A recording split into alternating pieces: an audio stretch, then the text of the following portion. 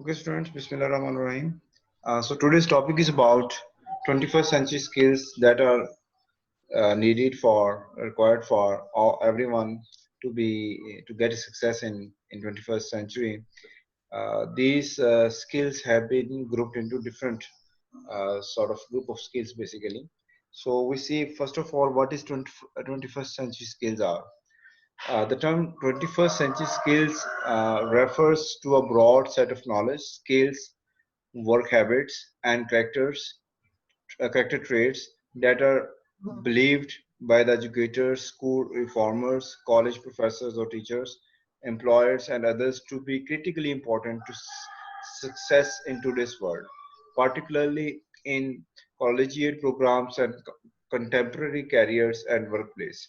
So it is these skills are basically defined as broad set of knowledge and skills that are required on your workplace as well as in your collegiate programs, because you are students, you also need it to complete your assignments and your projects in your routine daily learning, in combating different learning activities, as well as when you will be doing a job as a teacher, as a principal, as a sort of in any field even, you are required these skills to perform your job effectively.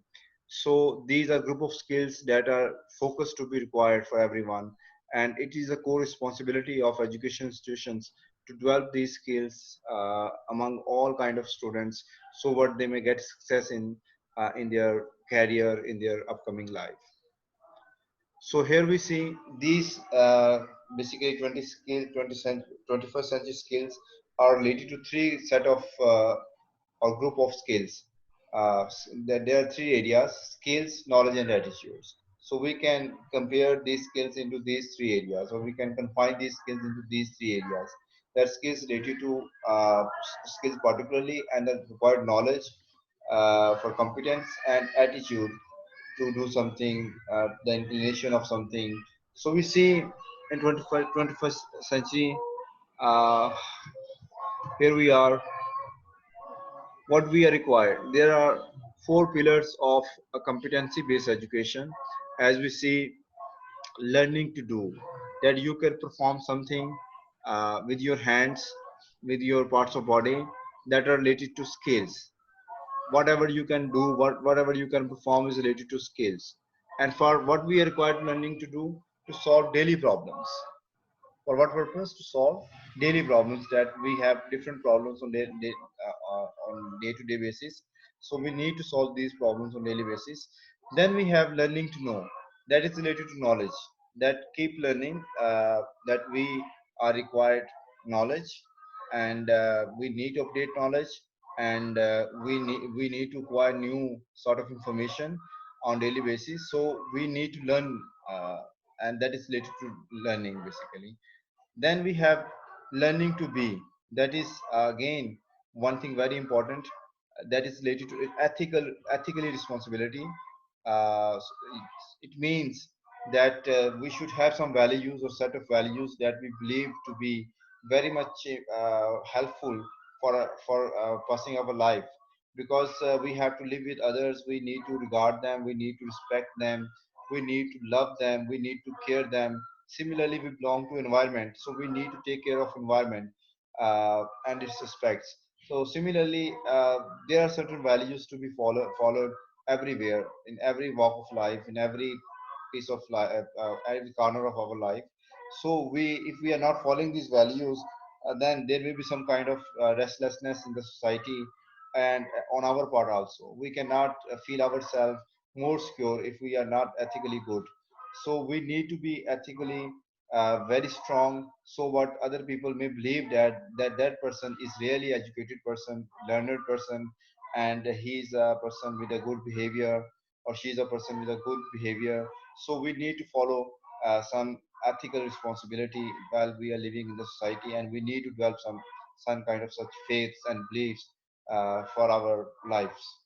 Then the last one is related to learning to live together, that we are we have to live together, because we are social animals and we need to have relationship with others. So we cannot live aside, we cannot live in some kind of loneliness or on our at our own individuality. So we have to be mixed with the people of the society. We have our relationship, we have our friendships. So while in workplace we have to work in teams as a team leader or as a part of team. So for that very purpose, we have to show respect for the ability to work with others. So we need to adjust ourselves with the environment. We need to accept other with the differences. We need to work for the achievement of the goals for the organization in a team. So what we may get progress and we may get all those advantages that are possible. तो यहाँ तक बेटा आपका कोई question हो तो please if you can ask any question. No, sir. Okay let's move further. So जैसा कि मैंने शुरू में कहा कि 21st सेंचुरी स्किल्स वो स्किल्स हैं जो किसी भी स्टूडेंट को, किसी भी टीचर को, किसी भी प्रोफेशनल को चाहिए. किस पर्पस के लिए? To get success in their career, in their academic life. ठीक है. तो ये जो बेटा कंसेप्ट था, ये it was started in 21st at the very start of 21st century in 2001, 1 January 2001. ठीक है. और ये कब तक रहेगा?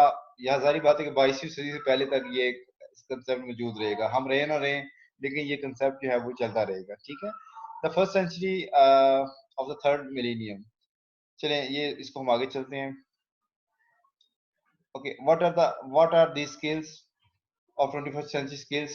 The core abilities needed by people of 21st century, mainly by the students. As I said, it is required for everyone, even teachers, even all people of all walk of life, doctors, engineers, सबको ये चाहिए. कोई ऐसा person नहीं है दुनिया में जिसको 21st century skill नहीं चाहिए.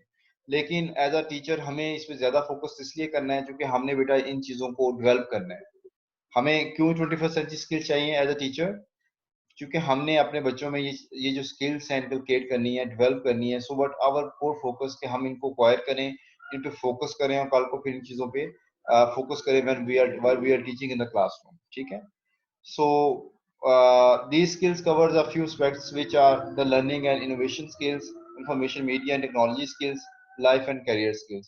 तो यही आज हम थोड़ी सी बात भी कर रहे हैं. जो आपको कुछ टॉपिक्स भी मिले हैं वो भी इन चीज़ों से रिलेटेड है कि इस वक्त हमारे पास कौन सी लर्निंग इनोवेशन हैं. खासतौर पर पूरा ये सब्जेक्ट जो है, ये सारा सब्जेक्ट और ये सारा कोर्स बेस करता है लर्निंग इनोवेशन पे. ठीक है. कि कौन कौन सी इनोवेशन आ गई हैं, कौन कौन सी इनोवेटिव स्किल्स आ गई हैं जो कि as a perspective teacher we have to learn. और साथ साथ में कौन कौन सी इंफॉर्मेशन हैं, मीडियाज क्या हैं और टेक्नोलॉजिकल स्किल्स क्या हैं, इनको हमने एक्वायर करना है.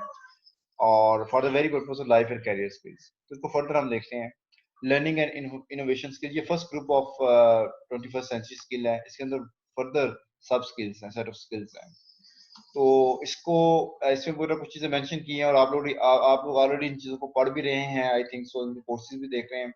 तो इसमें द वेरी फर्स्ट ये जो ग्रुप आ रहा है the learning and innovation skills, इसके अंदर फर्दर 3 ये स्किल्स मेंशन है यहाँ पे. सब स्किल्स हैं इनकी.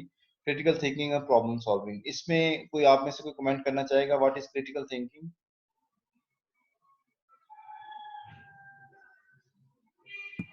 सर प्रॉब्लम के सॉल्यूशंस डीप एनालिसिस. हाँ, डीप एनालिसिस में आएगा. ये बात आप सही कह रहे हैं कि हमें यहाँ पे डीप एनालिसिस जाएंगे, इन डेप्थ लर्निंग करेंगे, प्रॉबिंग करेंगे और उससे हम अपने जो भी प्रॉब्लम्स होंगे उनको सॉल्व करने की कोशिश करेंगे. तो क्रिटिकल थिंकिंग का कोर्स भी शायद पढ़ रहे हैं. आई थिंक सो पढ़ रहे हैं कोई कोर्स क्रिटिकल थिंकिंग के नाम से? यस सर, पढ़ रहे हैं. पहले भी पढ़ा है साइकोलॉजी में फर्स्ट सेमेस्टर. अच्छा अच्छा, ठीक हो गया. तो क्रिटिकल थिंकिंग को कैसे डिफाइन करते हैं बेटा आप लोग? सर किसी भी प्रॉब्लम को सॉल्व करने के लिए जो स्टेप्स हम लेते हैं या फिर इसके अंदर हमारा क्या कहते हैं उसे सर, रीजनिंग. हाँ, रीजनिंग आती है, लॉजिक आता है, एनालिटिकल थिंकिंग आती है. ये सारे कंपोनेंट्स हैं क्रिटिकल थिंकिंग के, जिसमें हम चीज़ों को इन डेप्थ एनालाइज कर सकते हैं और क्रिटिकली व्यू कर सकते हैं. तो मकसद ये एक ही है कि हमने इन चीज़ों को डीपली स्टडी करना है. ठीक है. ताकि हम कहाँ ट्रूथ को फाइंड कर सकें. पर्पस बेटा एक ही होता है. ये जो क्रिटिकल थिंकिंग है इसका मेजर जो पर्पस होता है वो क्या होता है? To find out the truth, to meet the truth. ठीक है. तो डिग आउट द ट्रूथ कि जो सारा कुछ सामने मामला हैं, फिनोमेना हैं, सारे इश्यूज हैं, इन सब में सच्चाई कहाँ पे है. उस सच्चाई को बेटा तलाश करने के लिए हम बहुत ज्यादा डीपली थिंक करते हैं, गौर खोज करते हैं, एनालाइज करते हैं, ठीक है, then we reach to the truth with the help of this critical thinking. तो एक जो क्रिटिकल थिंकर होगा वो जब डिसीजन मेकिंग बेटा करता है तो वो चीज़ों को वैल्यूएट करता है प्रॉपरली, और उसके बाद वो डिसीजन लेता है। तो अगर आप क्रिटिकल थिंकर हैं तो आपकी डिसीजन मेकिंग बड़ी स्ट्रांग होगी, और आपकी डिसीजन मेकिंग बड़ा स्ट्रांग होगी तो डेफिनेटली आप ऑर्गेनाइजेशन को बहुत आगे लेके जा सकते हैं। आप अपने जो स्टूडेंट्स हैं उनको अच्छे तरीके से गाइड कर सकते हैं, उनको वो जो सिमत है या वो जो रोशनी है नॉलेज की वो आप दिखा सकते हैं, लाइट ऑफ नॉलेज दिखा सकते हैं। तो अगर आपके अंदर क्रिटिकल थिंकिंग नहीं है, सरफेस लर्निंग है, सरफेस थिंकिंग है, तो फिर आप किसी चीज पे ना तो डिबेट कर सकते हैं प्रॉपरली, ना अपना कोई रिफ्लेक्शन दे सकते हैं प्रॉपरली, ना चीजों को बेटर वे में एनालाइज कर सकते हैं, ना आप उसको दूसरों को डीपली अंडरस्टैंड करवा सकते हैं।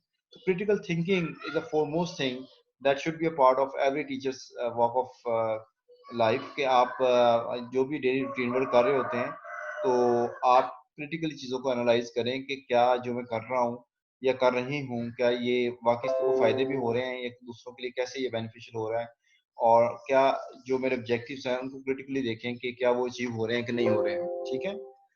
तो क्रिटिकल थिंकर बनना है हम सब ने। क्या बनना है? What we need to be? Critical thinker. Critical thinker. As effective teacher, we need to be a critical thinker. That is also requirement of 21st century skill, and that is also requirement of a professional teacher. Keep in mind always, please, that a professional teacher is a critical teacher, critical thinker always, क्योंकि वो content को critically grasp करता है, critically study करता है, critically evaluate करता है, और उसके मुताबिक फिर उसको डिफरेंट फॉर्म ऑफ एक्टिविटीज में लेके जाता है, फिर उससे जो लर्निंग करवाता है उसको वैल्यूएट करता है क्रिटिकली। तो ये क्रिटिकल थिंकिंग का जो प्रोसेस है that should be a best attribute of every one of you please, क्योंकि आप साइंस के स्टूडेंट्स हैं, you are for better than so many other people in the world. तो काइंडली इस चीज को अपनी शख्सियत का हिस्सा बना लें कि आप लोग आपको जब बात करें, स्टूडेंट आपसे बात करें, तो वो चीज आप ये देखें कि वाकई आप क्रिटिकली चीजों को थिंक करते हैं, डीपली अंडरस्टैंड करते हैं, फिर उस पर आप कमेंट करते हैं। तो ये मेरी आपसे रिक्वेस्ट है। क्लियर हो गया? Yes sir. अच्छा, आगे बेटा कौन सा आ रहा है? Problem solving. इसके बारे में कौन बताएगा?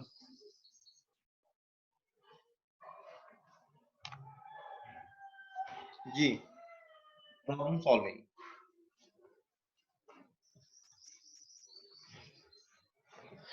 कौन कमेंट करेगा इसके बारे में? चलो मैं पूछता हूँ, ये रमला है यहाँ पे। Ramla, can you listen? Yes sir. जी बेटा, क्या होती है प्रॉब्लम सॉल्विंग? सर प्रॉब्लम्स को डील करना, सबसे पहले उनको आइडेंटिफाई करना, प्रॉब्लम्स हैं कहाँ पे, किस टाइप के हैं, देन उनके बारे में फैक्ट्स इकट्ठा करना कि इनको किस तरह से डील किया जा सकता है, वेरी इनको गुड, किस तरह से मैनेज किया जा सकता है, बेस्ट सोल्यूशन किस तरह से निकाले जा सकते हैं। ठीक हो गया। तो इस तरह से प्रॉब्लम सॉल्व सबसे पहले आइडेंटिफाई करके देन उनको सोल्यूशन की तरफ लेके जाना। आपको तो सब कुछ आता है भाई।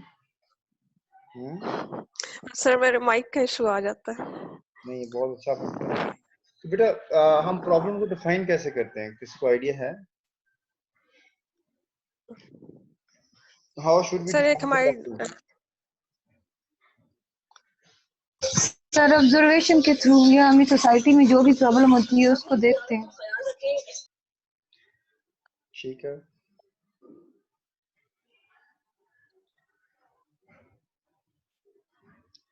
ठीक हो गया जी। ये बेटा प्रॉब्लम होता है the distance between the current state and the desired state.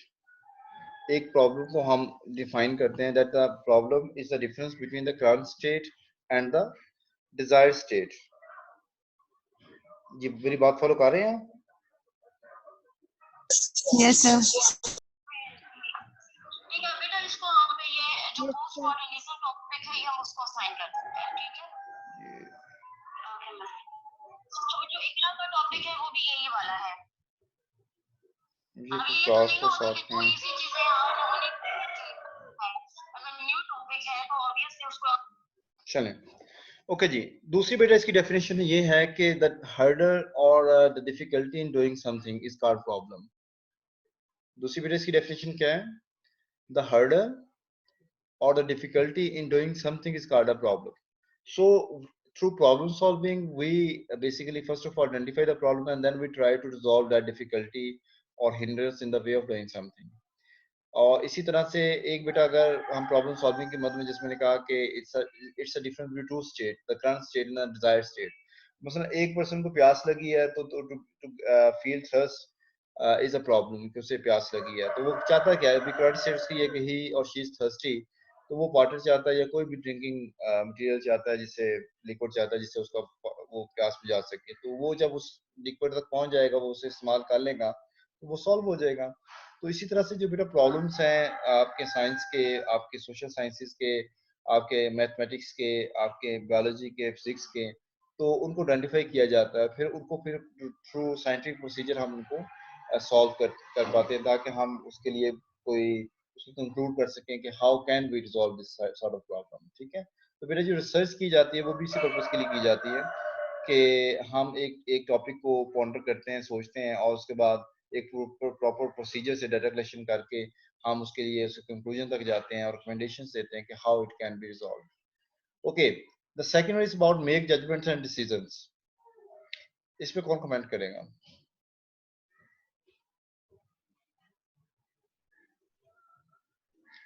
Make judgment and decisions. Sir इसमें फिर वही आएगा कि हम उस जो मतलब हमारी सिचुएशन है उसकी डीप एनालिसिस करें और फिर उसके अकॉर्डिंग सारी सिचुएशन को सामने रख के डिसीजन लें. डिसीजन क्या होता है, पता है किसी को आप में से? What is decision? आप लोगों ने कोई एडमिनिस्ट्रेशन मैनेजमेंट पढ़ा है वैसे कि नहीं? जी, व्हाट इज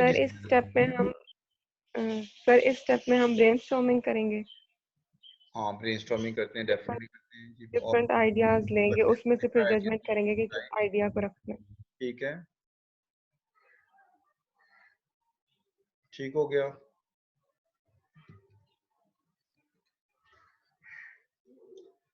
जी, तो हम डिफरेंट आइडियाज लेंगे. देखें, ठीक है, डिसीजन मेकिंग के लिए हमारे पास सेट ऑफ अल्टरनेटिव्स होता है, उसमें से हम बेस्ट अल्टरनेटिव को चूज करते हैं. उसका एक प्रोसीजर होता है जिसको डिसीजन मेकिंग प्रोसेस कहते हैं, और वो जो हम अल्टरनेटिव सेलेक्ट करते हैं उसको हम डिसीजन कहते हैं. और जो मुख्तलिफ अल्टरनेटिव्स को कलेक्शन है और उसमें से जो एक अल्टरनेटिव हम चूज करते हैं, दैट इज डिसीजन मेकिंग. तो जो डिसीजन मेकिंग है, इसमें हमने हमेशा ध्यान में रखना है कि हमने बहुत फॉरन डिसीजंस नहीं लेने, जज्बाती डिसीजंस नहीं लेने, बल्कि इस पे हमने थिंक करना है, गौर करना है. और जैसे मैंने शुरू में कहा, क्रिटिकल थिंकिंग को यूज करना है आपने अपनी, और फिर जो बेस्ट अल्टरनेटिव उस तक बेटा हमने पहुंचने की कोशिश करनी है, ताकि हमारे जो डिसीजंस हैं उससे एक डिफरेंस क्रिएट हो. उससे वो डिफरेंस क्रिएट क्या हो, that we are meeting our objectives, that we are achieving our goals. Either organization goals हैं, चाहे वो लर्निंग गोल्स हैं या ऑब्जेक्टिव्स हैं, उनको हम अचीव कर पाए. ठीक है.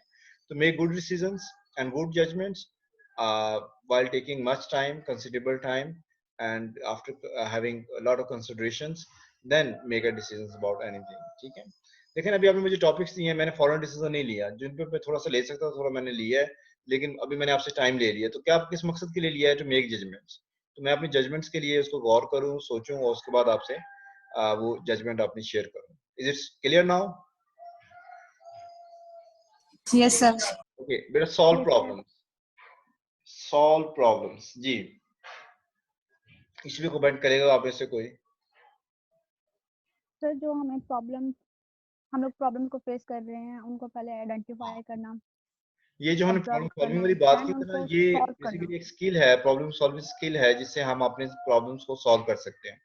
लेकिन ये इसलिए यहाँ पे लिखा गया है कि बेसिकली होता ये है कि हम बहुत सारे प्रॉब्लम्स को इकट्ठा करते जाते हैं, पाइल अप करते जाते हैं.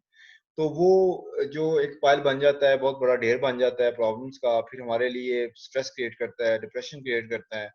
तो लाइफ में बेटा जिस प्रॉब्लम्स आने ही आने, life is full of problems. तो कीप इन माइंड कि हमने जो भी लाइफ में प्रॉब्लम्स आते हैं उनको पाइल नहीं करना, बल्कि साथ साथ उनको रिजॉल्व करते जाना है. ऐसे डिसीजंस लेने हैं, ऐसे बर वक्त फैसले करने हैं, ताकि वो प्रॉब्लम्स आपकी लाइफ में वो प्रॉब्लम्स ही ना रह जाएं और आपकी लाइफ बेटा खत्म हो जाए. ये बात थोड़ी ध्यान में रखें कि लाइफ में अपने आप को थोड़ा सा यानी आपने अपने आप को रेडी रखना है प्रॉब्लम्स के लिए, नंबर वन. नंबर टू, जो भी प्रॉब्लम्स आने हैं उनको आइडेंटिफाई करके उनको रिजॉल्व करते जाना है, उनको सॉल्व करते जाना है, कोशिश करनी है. क्योंकि अगर आप प्रॉब्लम सॉल्व नहीं करेंगे तो वो it will become a problem. ठीक है, बहुत सारे प्रॉब्लम इकट्ठे होके हमारे लिए बहुत बड़ा प्रॉब्लम बन जाते हैं। जैसे पिछले पाकिस्तान में इतने सालों में पाकिस्तान में इतने सारे प्रॉब्लम्स इकट्ठे होते जा रहे हैं, उनको सॉल्व नहीं किया गया। तो देखिए हमारे लिए हर छोटा-सा मसला कितना बड़ा पैनिक हो जाता है। हमें एक छोटे से मसले पे हम लोग पैनिक होना शुरू हो जाते हैं। क्योंकि अब हमारे पहले प्रॉब्लम्स रिज़ॉल्व नहीं हो रहे, तो नए प्रॉब्लम हम कैसे रिज़ॉल्व कर लेंगे? तो इसलिए कोई नया प्रॉब्लम आता है तो पूरी नेशन पैनिक हो जाती है। पूरी हमारी जो कौमी क़यादत है वो बेचारी पैनिक हो जाती है, क्योंकि उसके पास कुछ और है नहीं। क्योंकि सॉल्यूशन पुराने प्रॉब्लम्स का हमारे पास नहीं है, तो हम नए प्रॉब्लम्स को कहाँ सॉल्व कर लेंगे? तो इसलिए बेटा अपने पैनिक होने से बचने के लिए, अपने आप को लॉस से बचने के लिए, डिप्रेशन से बचने के लिए, स्ट्रेस से बचने के लिए, बर वक़्त डिसीज़न मेकिंग करते जाएँ। जितने प्रॉब्लम्स आते हैं उसको बेटा आप अपने वर्क को, रूटीन्स को एक लेवल पे लेके आएँ और उसको पाइल अप, उसको इकट्ठा ना करें प्लीज़ काम को, उसको करते जाएँ, खत्म करते जाएँ। क्योंकि मैं हमेशा कहता तो अपने स्टूडेंट से एडमिनिस्ट्रेशन पढ़ाते हुए कि जो काम है ना, ये एक ऐसी चीज़ है कि जैसे एक किसान है, वो अपना फसल काटता है हर सीज़न पे, तो वो उसको फिर भी टाइम लगता है फसल तैयार होने पे। लेकिन हमारे पास एज़ अ प्रोफ़ेशनल जो काम होता है ना, वो डेली बेस पे उगाता है। डेली बेस पे उसकी उसकी वो ग्रो करता है। तो अगर हम उसको डेली नहीं काटेंगे, डेली उस पर उन काम को ख़त्म नहीं करेंगे, तो फिर वो पाइल अप होता जाएगा, फिर हमारे लिए मसला क्रिएट क्रिएट कर देगा। तो रूटीन लाइफ़ में आपने हमेशा अपने कामों को फ़ोकस देनी है, अपने प्रॉब्लम्स को फ़ोकस फ़ोकस करना है, प्रायोरिटीज़ देनी है और जो प्रॉब्लम जल्दी सॉल्व हो सकती है, उनको जल्दी सॉल्व करें। जो टाइम टेकिंग है, उसमें टाइम भी दें, लेकिन उनको भी फ़ोकस रखें कि हमने उनको सॉल्व करना है। देन बेटा we have creativity and innovation. इस पे लास्ट टाइम बात हुई थी, जो लास्ट लेक्चर था, उसमें मैंने आपको बताया था कि क्रिएटिविटी का मकसद होता है कोई नई चीज़ लेके आना, जो पहले से हमारे सामने ना हो, लेकिन आप वो करके दिखा देते हैं, दैट इज़ क्रिएटिविटी। तो क्रिएटिविटी बहुत स्मॉल भी हो सकती है, बहुत कॉम्प्लिकेटेड भी हो सकती है, इतनी सिंपल हो सकती है, जैसे घर में आप एक अंडा बनाते हैं और उसकी भुजिया बनाते हैं और उसमें कोई नए मसाले ऐड कर लें, तो एक नया जायका बन जाता है, वो भी बेटा क्रिएटिविटी, इतना सिंपल है। और इतना कॉम्प्लिकेटेड है, जितने मोबाइल आपके हाथ में है, जितना कंप्यूटर आपके हाथ में, इतना कॉम्प्लेक्स हो सकता है। और फिर दूसरा बेटा इसमें इनोवेशन है, ये एक ही बात है, क्रिएटिविटी इनोवेशन। इनोवेशन का मकसद भी नई चीज़ है, to bring out new thing, new idea, कि बिल्कुल एक ऐसी चीज़ जो पहले से एग्ज़िस्ट नहीं कर रही, उसको बिल्कुल आप इनोवेट करते हैं, नई चीज़ सामने लेके आते हैं, जिसे हम इनोवेशन कहते हैं। ठीक है? जी, इकरा आप कुछ कहना चाह रहे हैं? सर हम क्रिएटिविटी का रिजल्ट इनोवेशन को कह सकते हैं। हाँ, कह सकते हैं, डेफ़िनेटली कह सकते हैं। Innovation is the result of creativity. इसमें कोई शक नहीं है कि हमारे पास जितनी इनोवेशंस हैं, वो हमारे पास रिज़ल्ट ऑफ क्रिएटिविटी है। क्योंकि जो क्रिएटिव माइंडेड पीपल हैं, उन्होंने उन्हीं आइडियाज़ को फ्लोट किया है और उन्हीं की वजह से आज हमारे पास इतनी ज़्यादा गैजेट्स हैं, इतने सारे नए कांसेप्ट्स हैं, इतनी सारी नई थ्योरीज़ हैं, इतने सारे नए मॉडल्स हैं। तो लोगों ने इसको कंसीव किया है, कंसीव करने के बाद उन्होंने फ्लॉरिश किया है, इम्प्लीमेंट किया है और आज उसका फ़ायदा हम सब ले रहे हैं। ठीक है? ओके।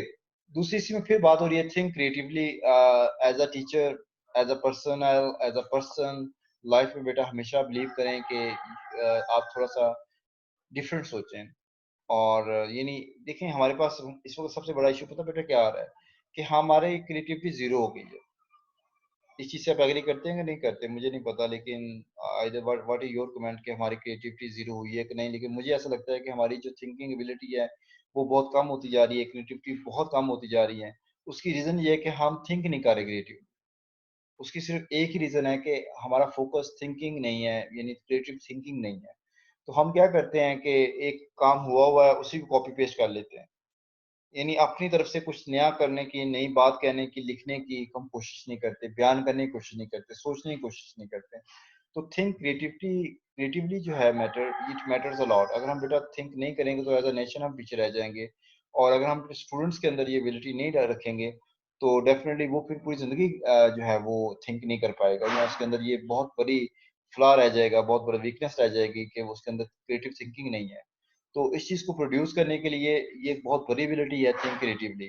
तो टीचर जो हमारे हैं, including my self, including yourself as a teacher, तो आप लोग बेटा थिंक क्रिएटिवली किया करें और सोचा करें कि ये चीज़ ऐसे मौजूद है, ये कंटेंट्स ऐसे मौजूद है, इसको हम बेहतर तरीके से कैसे डिलीवर कर सकते हैं, या इसके बारे में हम क्या क्या थिंक कर सकते हैं नया। तो ये काइंडली इसको आप लोग फोकस करें प्लीज़, ठीक है? Then we have work creatively with others. तो ये भी ज़रूरी है कि हम दूसरों के साथ मिलके क्रिएटिविटी करें।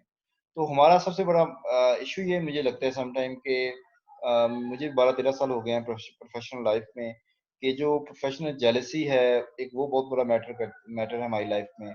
और फिर दूसरों से जेलसी है वो बड़ा मैटर करता है, फिर ये खौफ रहता है पता नहीं दूसरा हमसे आगे निकल जाएगा, काम हम मिलके करेंगे, पता नहीं क्या हमारे अंदर खौफ है, किस तरह के हमारे अंदर बातें हैं।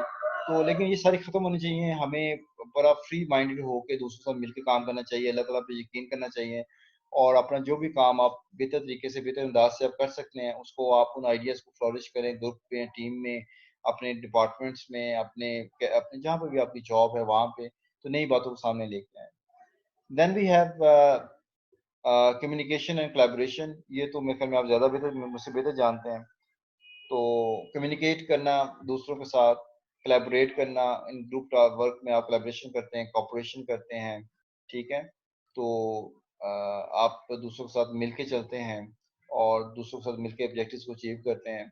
तो ये बड़ा ज़रूरी है कि आप प्रॉपर कम्युनिकेट कर सकें ऑरली, इन रिटन फॉर्म, ठीक है? And even sometime in non verbal form also, कि आपके अंदर जो कम्युनिकेशन स्किल्स हैं, बड़ी स्ट्रॉन्ग होनी चाहिए when you are going to present something, while you are talking, while you are writing something, ठीक है? फिर while you are working in the team, तो collaborate करें दूसरों के साथ, उनके साथ mix हो जाएं, उनके साथ काम करें मिलके, और make success stories with others, with the help of others. Then communicate clearly whatever you want to communicate. It should be clear, ताकि जो आपका रिसीवर एंड है, जो भी पर्सन है, उसको आपकी बात प्रॉपर कम्युनिकेट हो सके, समझ सके। क्योंकि मैंने अक्सर देखा बेटा, आप लोग प्रेजेंटेशन देते हैं तो मैं अक्सर देखता हूँ कि आपको जल्दी बड़ी होती है। I don't know why you are in so hurry, I have no idea about that, कि इतना जल्दी क्यों होती है? वो एंजाइटी होती है आपको, या स्टेज फ्रीट होता है, फियर होता है कि पता नहीं मुझसे क्या गलती हो जाएगी? तो बहरहाल communicate clearly, take your full time, focus on your ideas, focus on your objectives always while you are communicating, and don't think कि दूसरा पर्सन जो है उसके पास टाइम नहीं है। आप अपना मुकम्मल टाइम लें और चीज़ों को प्रॉपर कम्युनिकेट करें, ताकि आपके जो ऑब्जेक्टिव्स कम्युनिकेशन के वो अचीव हो सकें। तो इसमें फिर कम्युनिकेट कोलैबोरेट विद अदर्स, वही बात जो ऊपर कम्युनिकेशन कोलैबोरेशन में हमने की है, कि we need to have cooperation, we have to win the cooperation of others some time, and we have to give cooperation, we have to extend our arms and our hands for others. तो अपनी जो बेटा services हैं दूसरों को देंगे, तो ये बात हमेशा याद रखें कि जो बंदा दूसरों का काम आता है तो अल्लाह ताला उसका काम खुद ब खुद करता रहता है, नंबर वन। नंबर टू, जब एक बंदा दूसरों से मुखलिस होता है, दूसरों से मुखलिस होकर काम करता है, अपना कॉपरेशन एक्सटेंड करता रहता है, तो दूसरे भी उसको दिल में रिगार्ड देना शुरू कर देते हैं, इज्जत देना शुरू कर देते हैं। तो किसी भी ऑर्गेनाइजेशन में दूसरों को दिल में जगह बनाने का ये सबसे अच्छा तरीका यही है कि हम दूसरों के साथ मिलकर कॉपरेट करके उनके साथ चलें, और हम सारे ऑब्जेक्टिव्स को मिलके अचीव करें।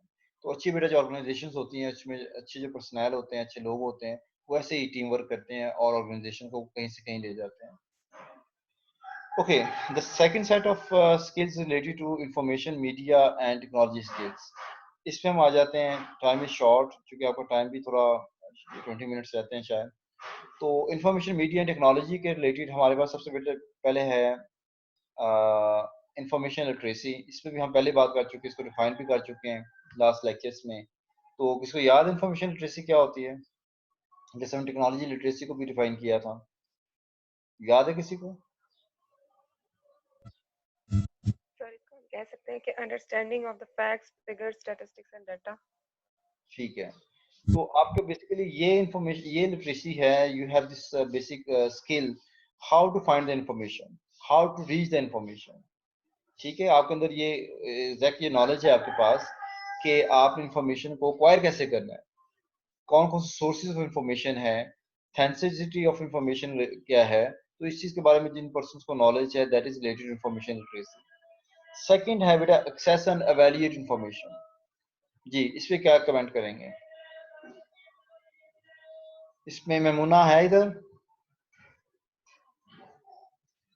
जी मेमुना, मेमुना बतूल भी है और 21 भी है मेमुना, दोनों में से कोई बात करें। सुन रहे हैं आप हमें? मेमुना, ये पता नहीं अब यहाँ ऑन होकर खुद ऑफ हो गई हैं। ओके, सोबिया, मेमुना है यहाँ पे? सोबिया जी सर। तो फिर आप बताएं क्या है इसका मतलब, access and evaluate information. Sir जो हमने इंफॉर्मेशन पहले मतलब कि इंफॉर्मेशन हमने जो कलेक्ट करनी है वो असेस अमाउंट में होगी, उसके बाद हमने उसको एवेलुएट करना है, मतलब कि हमें उसमें से क्या किस चीज़ की मतलब ज़रूरत है, जो हमें फ़ायदा हमने वो लेनी है उसमें से। ठीक है, तो फिर एक्सेस का मतलब ये हुआ कि इंफॉर्मेशन हमें मिलनी कहाँ से है, इसका सोर्स क्या है, क्या ये ऑनलाइन सोर्स है, क्या ऑर्गेनाइजेशन है, या इसके लिए न्यूज़पेपर है, जनरल सोर्स है, मैस मीडिया है, प्रिंट मीडिया है, कहाँ से इंफॉर्मेशन हमें मिलनी है, एक्सेस कहाँ से होगी। फिर एवेल्युएट इंफॉर्मेशन, फिर हम उस इंफॉर्मेशन को देखें क्या ये करेक्ट भी है कि नहीं, क्या हमारा जो ऑब्जेक्टिव है उसको सर्व कर रही है कि नहीं कर रही है, या जो हम चाहते हैं वही है या कोई मुख्तलिफ है। तो उसको हमने सोचना भी है कि जो मैं बात करना जा रही हूँ, जो जो इंफॉर्मेशन मुझे चाहिए, वो किस हद तक रेलेवेंट है, उसकी इरेलेवेंट तो नहीं है। तो बहुत सारे लोग इरेलेवेंट बातें लिख देते हैं, कर देते हैं, तो इस चीज़ पे हमने फोकस करना है कि उस इंफॉर्मेशन को हमें वैलिडेट भी करना है कि जो हमारा ऑब्जेक्टिव है उसको ये सर्व भी कर रही है कि नहीं कर रही है, और फिर ये अपडेटेड भी है कि नहीं। ऐसा तो नहीं है ये इन्फॉर्मेशन ही रॉन्ग है, इसका सोर्स ही रॉन्ग है, तो उसको वैलिडेट करना है इससे पहले कि हम दूसरों को कम्युनिकेट करें। ठीक है। फिर यूज एंड मैनेज इन्फॉर्मेशन, जब आपने इसको एक्सेस कर लिया है, वैलिडेट कर लिया, फिर इसको अब यूज करेंगे। अगर वो हमारे ऑब्जेक्टिव को मीट करती है फिर हम उसे यूज करें, अदरवाइज ना करें, उसको अवॉइड करें। ठीक है। और manage information, manage in the sense कि आप इसको अपने ऑब्जेक्टिव से रिलेट करके यूज करें, यानी आप जो इससे अचीव करना चाह रहे हैं इस इन्फॉर्मेशन से, उसको उस पर्पस के लिए यूज करें। Then we have beta media literacy. As you people are very much know about the role of media today in our life. तो मीडिया जो है इसके बारे में यही है कि कौन कौन जो मीडिया है उसके बारे में हमें इंफॉर्मेशन हो कि कौन कौन से मीडियाज हैं, मीडिया हाउसेस हैं, यानी द बेसिक इंफॉर्मेशन और नॉलेज अबाउट मीडिया, कि जो मीडिया है वो क्या है। यानी इसके बाद हमारे डिफरेंट टाइप्स ऑफ मीडिया आ जाते हैं, जिसमें हमारे पास आपका इलेक्ट्रॉनिक मीडिया है, प्रिंट मीडिया है, इस वक्त आपके पास सबसे बड़ा सोशल मीडिया है। तो ये सारे टाइप सोर्सेज ऑफ इंफॉर्मेशन है, मीडियाज हैं। इस बारे में हमें नो हो कि हमारे पास कौन कौन से मीडियाज हैं, और फिर उस मीडिया को बेटा एनालाइज करें, क्या जो मीडिया है यानी इन द सेंस कि अगर आप इससे इंफॉर्मेशन देना चाहते हैं या लेना चाहते हैं, दोनों सोचते हैं। मीडिया इंफॉर्मेशन कम्युनिकेशन के लिए यूज होता है, ये एक टूल है कम्युनिकेशन का मीडिया। तो आप मीडिया जो है उसको एनालाइज करें कि ये मीडिया जो जिसको आप फॉलो कर रहे हैं या खुद करना जा यानी जिसके थ्रू इंफॉर्मेशन स्प्रेड करना जा रहे हैं, ये अथेंटिक है, क्या इसको लोग एक्सेप्ट करते हैं, सुनते हैं, या इससे ये चीज़ वाकई पॉसिबल है जो हम चाहते हैं, हमारे ऑब्जेक्टिव सब हो जाएगा, उसको एनालाइज करें। Then you can also create media products. तो आप अपने मैसेज क्रिएट कर सकते हैं, जैसे ब्लॉग आप यूज कर रहे हैं, आपका इलेक्ट्रॉनिक मीडिया है, यानी ऑनलाइन मीडिया आपके पास, ऐसे आपके पास अभी जैसे विकी ग्रुप ऑनलाइन ग्रुप की हम बात करने जा रहे हैं, वो भी मीडिया हो सकता है। आपका यूट्यूब मीडिया है, या आपका व्हाट्सएप मीडिया है, आपके न्यूज चैनल आपका मीडिया है, तो आप उनके लिए प्रोडक्ट्स क्रिएट कर सकते हैं। आजकल तो बहुत ट्रेंड बना हुआ है, छोटे छोटे आप उसमें यूज कर सकते हैं, चंक्स ऑफ इंफॉर्मेशन यूज कर सकते हैं। आज तो टिकटॉक का दौर आ गया है, तो टिकटॉक देख के लोगों ने कितने क्रिएट कर लिए हैं, लेकिन सिर्फ हर चीज हंसी मजाक नहीं होती, बहुत सारी सीरियस इन्फॉर्मेशन भी हो सकती हैं, लर्निंग इन्फॉर्मेशन भी हो सकती हैं। तो एवरीथिंग इज पॉसिबल कि हम मीडिया के थ्रू अपने लर्निंग प्रोडक्ट्स बना सकते हैं। ठीक है। वीडियो छोटी छोटी वीडियोस बना सकते हैं, जिससे बच्चे लिसन करके, वॉच करके लर्न कर सकते हैं। देन बेटा we have life and career skills. ये वो स्किल्स है जिनका ताल्लुक आपकी लाइफ और कैरियर से है। इसमें बेटा फ्लेक्सिबिलिटी की बात हो चुकी है, अडॉप्टेबिलिटी की लास्ट टाइम हमने बात की थी कि every one of us should be flexible enough to accept others first of all and their ideas और देयर सॉर्ट ऑफ फीडबैक। तो फ्लेक्सिबिलिटी हो हमारे अंदर कि हम चीज़ों को फ्लेक्सिबल हों, रूटीन्स को फ्लेक्सिबल रखें अपनी लाइफ में, कि किस वक्त हमें लेट हो जाता है या देर करनी पड़ती है या काम ज़्यादा आ जाता है, तो our attitude should be flexible, हम चीज़ों को, टारगेट्स को एक्सेप्ट कर सकते हैं। फिर अडॉप्टेबिलिटी है, जैसा एनवायरनमेंट है उसके मुताबिक आप अपने आप को चेंज कर लें, इन द सेंस कि आप उस एनवायरनमेंट में अडॉप्टेबिलिटी लेके आनी है, not in your personality, in the sense कि आप रॉन्ग चीज़ों को अडॉप्ट ना करें, लेकिन राइट चीज़ों को, राइट जो भी चीज़ें एस्पेक्ट्स ऑफ एनवायरनमेंट है उनको लाजमी अडॉप्ट करें और उसके मुताबिक एक्ट करें। देन अडॉप्ट टू चेंजेस, ये भी लास्ट में बात हुई कि लोग स्टेटस को पसंद करते हैं, चेंज को पसंद नहीं करते हैं। तो हमेशा हम रेडी रहें चेंज को एक्सेप्ट करने के लिए, पॉजिटिव चेंजेस को। बी फ्लेक्सिबल, ये पूरी बात की है कि हमें फ्लेक्सिबल होने की जरूरत है। Social and cross cultural skills, social skills ये है कि हम दूसरों से सोशल हों। आजकल तो सोशल होने से मना किया गया है, लेकिन ऑनलाइन सोशल हो सकते हैं। और क्रॉस कल्चरल स्किल्स हैं जिसमें मुख्तलिफ कल्चर के लोग हैं, हमें उनको भी रिकॉर्ड करना है, उनके रिलीजियस जो भी उनके इवेंट्स होते हैं या उनके जो भी रिचुअल्स हैं उन्हें भी रिकॉर्ड करना है। Interact with factory with others, दूसरों से फैक्ट्री इंटरेक्ट करें, उनको फेस उनको उनकी आई कांटेक्ट रखें उनके साथ बात करते वक्त, और कॉन्फिडेंस के साथ बात करें। Work factory in Divers teams, और मुख्तलिफ टीम्स में जब आप काम कर रहे हैं तो आप अपना एक रोल प्ले करें। You should be stay there, you should be there, ठीक है। और उसके बाद बेटा हमारे पास आ रहा है ये लास्ट स्लाइड है शायद इसकी, leadership responsibility. If you are